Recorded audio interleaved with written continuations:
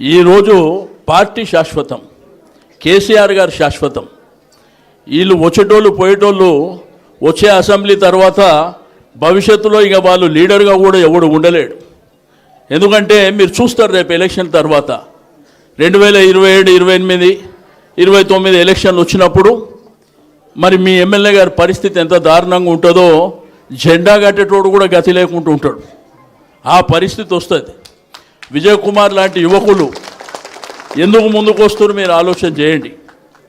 ఈరోజు అద్భుతంగా షేర్లింగంపల్లిలో మరి కార్యకర్తలు చూస్తుంటే ఈ మధ్యకాలంలో కృష్ణారావు గారి నాయకత్వంలో ఎంతోమంది యువకులు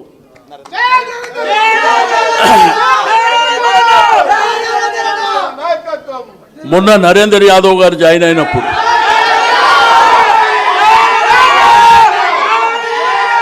గతంలో భిక్షపతి యాదవ్ గారు కూడా ఎమ్మెల్యే ఉండే, ఓ మర్యాదస్తుడుగా నెమ్మదిగా ఉండేటువంటి వ్యక్తి ఉండే. కానీ ఇప్పుడు ఎట్లా తయారైపోయిందంటే ఎవడ అధికారం ఉంటే వాళ్ళ దగ్గరికి పోయేటువంటి పరిస్థితి వచ్చింది.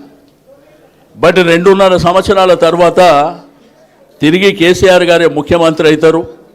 తప్పకుండా మన రాష్ట్రం అద్భుతంగా ముందుకెళ్తుందని చెప్పి నేను ఈ సందర్భంగా తెలియజేస్తూ ఉన్నాను.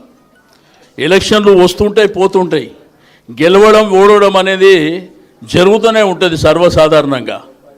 బట్ రేపు కార్పొరేషన్ ఎలక్షన్స్ వస్తే మీ దగ్గర ఉన్నటువంటి 24లో కాంగ్రెస్ వాడు ఒక్కటి గెలుస్తాడా చూద్దాం. 24 మనమే గెలుస్తాం. ఎందుకంటే